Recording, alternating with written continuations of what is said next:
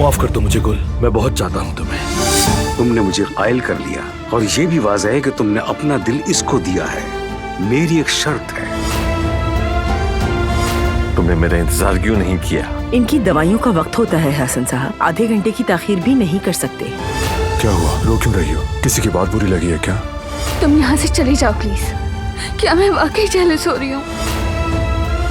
इस घर से तुम्हारा दूर जाना बेहतर रहेगा और मैं ये करके रहूंगा, तुम फिक्र मत करो।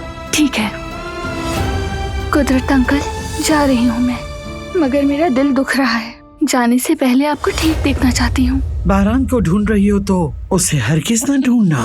सर आपके साथ घर देखने गया है, जाहिर है वो उम्र भर तो अकेला नहीं रह सकता।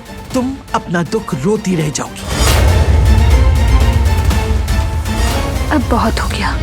वो कहानियाँ अधूरी जो न हो सके कि पूरी, उन्हें मैं भी क्यों सुनाऊं, उन्हें तुम भी क्यों